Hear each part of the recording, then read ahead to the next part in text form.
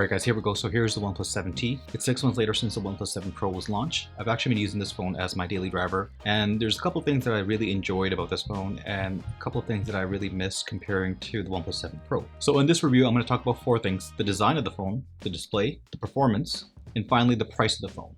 So let's start with the design. So the first thing that you'll notice right away with the OnePlus 7T is actually the notch located at the front. So you no longer have the camera housed at the top like on the OnePlus 7 Pro. It's actually located inside the notch. Now this can be a good thing and a bad thing depending on what kind of a phone user you are. It could be a good thing if you're a user that enjoys using Face Unlock, because the Face Unlock on this phone is much faster than the one found on the 7 Pro, as well as this notch is going to be much more reliable compared to the 7 Pro, because the motor found on the 7 Pro is only rated at 30,000 uses. There's a high chance that the camera on the OnePlus 7 Pro will feel faster than the one found on the 7T. Now the notch is a bad thing if you're a consumer who likes to consume content on the phone like Netflix, YouTube, so on and so forth. I do find that the notch gets in the way when I am consuming content, whether it's, playing video games or browsing YouTube or watching movies on Netflix. And especially if you're coming from a phone like the OnePlus 7 Pro, the notch does take a little while getting used to. But that being said, the notch on the OnePlus 7T is actually much better than what's on the competition with the iPhone 11 Pro Max, the Google Pixel 4 XL, and even the Samsung S10 Plus. So the next obvious change which you can notice with the OnePlus 7T is actually going to be the camera of the OnePlus 7T. It's no longer a sleek camera like the one found on the OnePlus 7 Pro. It's actually this circular design. Personally, I do prefer the sleek camera on the OnePlus 7 Pro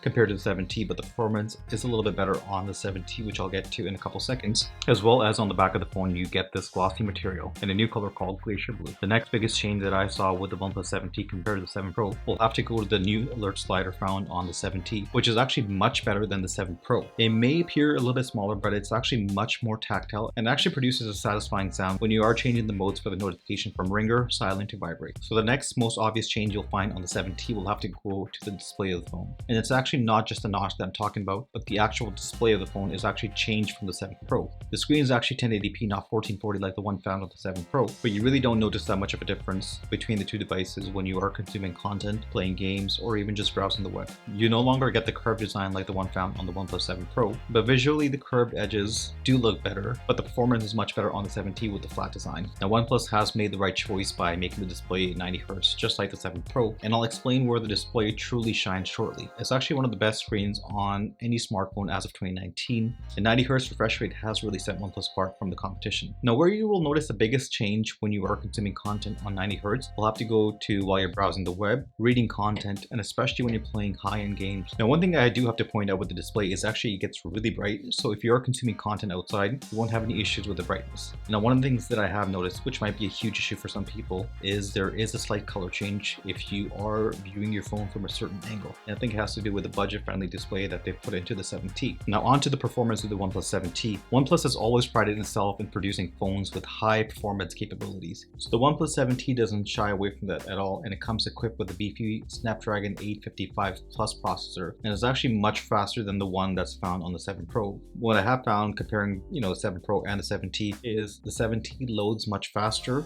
and it's actually quicker at launching apps compared to the 7 Pro. So with the 7T, I was actually really surprised with the performance. It was super fast and snappy with everyday tasks from starting up the phone to launching apps. And finally, multitasking and having multiple apps running in the background will not be an issue with the OnePlus 7T. I was actually really shocked with the speakers on the OnePlus 7T. They're much better than the ones found on the OnePlus 7 Pro. They're actually much louder than the OnePlus 7 Pro speakers, and they produce a clean and crisp sound. So the speakers on the OnePlus 7T do have a better surround sound system, and they do compare to other high-end flagships like the iPhone 11 Pro and the Samsung S10 Plus. So the camera performance on the OnePlus 7T is actually another big plus on the phone. The main camera and the ultra-wide camera are exactly the same as OnePlus 7 Pro, but what's changed is actually the telephoto lens. You're now getting a full 12 megapixel sensor compared to the 8 megapixel found on the OnePlus 7 Pro, and the performance is actually really good. Here are some sample shots using the telephoto lens. Now this lens has a slight advantage when taking night shots due to the f2.2 aperture compared to the f2.4 aperture found on the OnePlus 7 Pro. There's actually a new photo feature on the OnePlus 7T which hasn't been released on the OnePlus 7 Pro, and it's called the Super Macro Mode, which allows you to take more close-up shots of your subject and of food if that's something that you might be into. So on the OnePlus 7T, you're getting 4K video recording capabilities of up to 60 frames per second,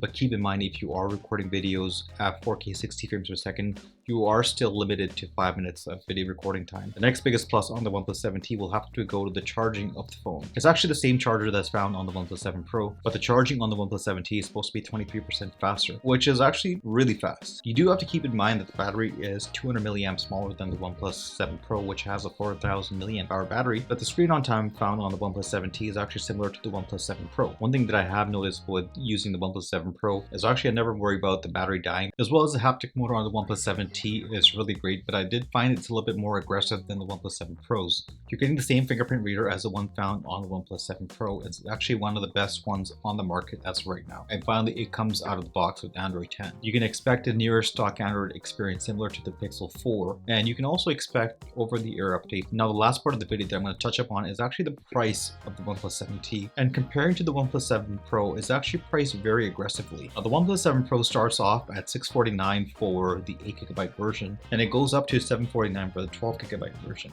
It's actually priced really aggressively compared to the 7T, which starts at only $599. Now keep in mind, for $599, this is actually one of the best phones on the market. But for those $50 savings, what are you actually missing out on? Well, compared to the OnePlus 7 Pro, you're getting a full-size screen, double the storage, and more RAM. So in conclusion, the OnePlus 7T is a budget-friendly phone with some high-end specs like the processor, the RAM, the storage, and even the read and write speed of the storage. Then the not so high-end specs where they try to reduce the price, like the screen with the notch, the average color changing display, the small storage option with no option to increase it.